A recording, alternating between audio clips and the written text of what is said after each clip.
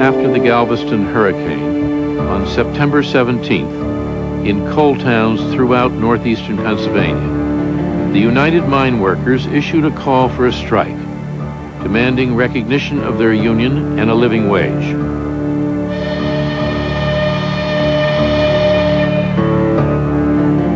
But on the morning of the strike, when the work whistle blew, no one knew, not the press, the White House, or even the union, what the miners would do.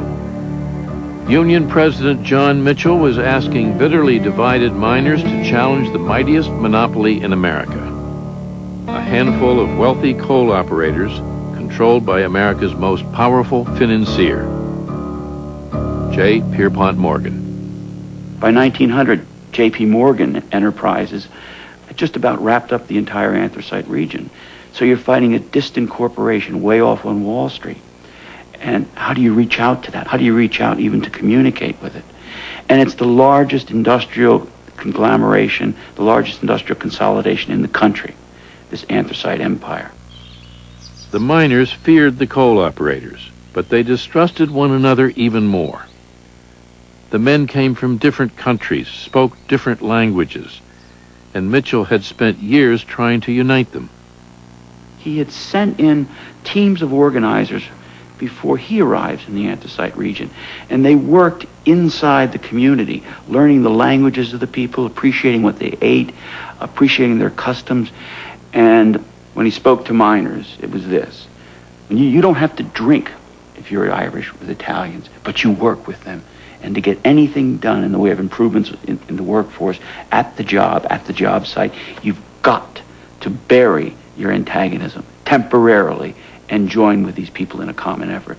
Otherwise, you're just fodder, cannon fodder for the capitalists. He had a refrain. Everywhere he went, it was the same. The coal you mine is not Slavic coal. It's not Irish coal. It's not Polish coal. It's not Italian coal. It's coal.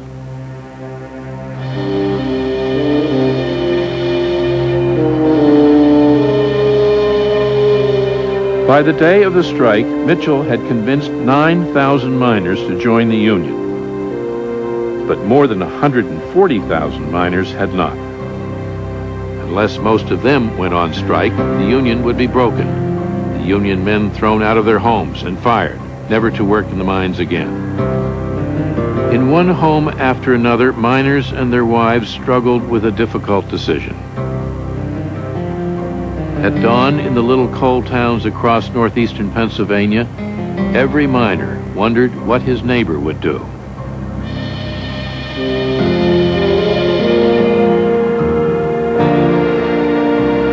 Then slowly, men began to drift from their homes in their Sunday best.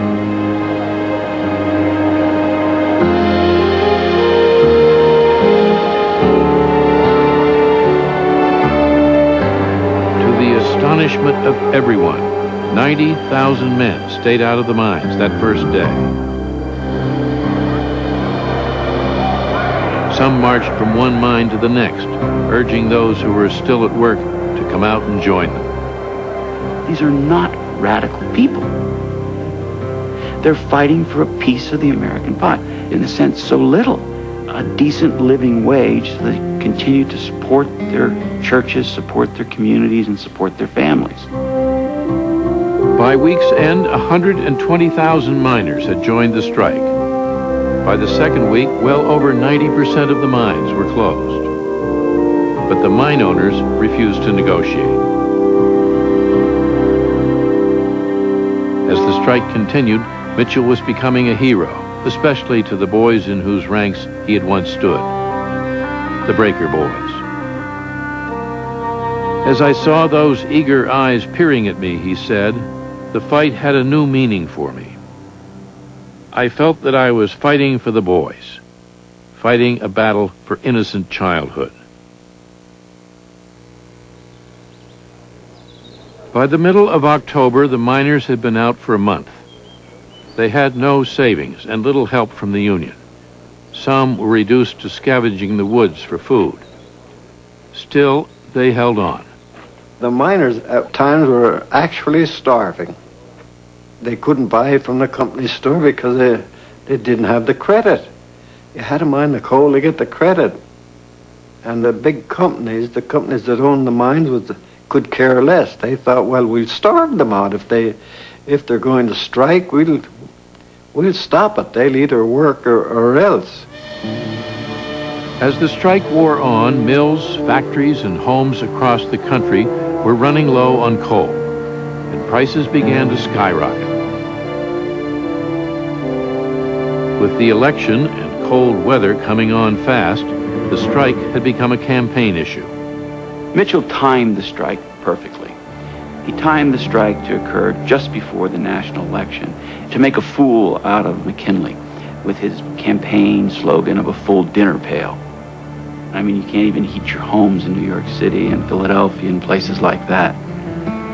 Also, you throw the issue to William Jennings Bryan. Bryan's running a campaign against these large industries that are wrapping up the economy. With the union and the coal operators stalemated, McKinley grew more and more concerned. He's especially worried as the weather gets colder, then people's homes are going to start getting cold, and that maybe people will blame him or blame the Republicans. So what he does is he has his friend, his political colleague, Senator Mark Hanna, meet with the mine owners. Hanna approaches the owners and he lays it right on the line. If this strike is successful, it's going to be Bryan rather than McKinley, and you're in some real hot water at that point, because this is the guy who's going after the major monopolies and corporations. You people are running one of the most tightly knit and far-reaching industrial monopolies in the history of the world, and you don't want Bryan in the presidency. You want Mr. McKinley. But despite the pressure from Hanna, the mine owners still refuse to bargain.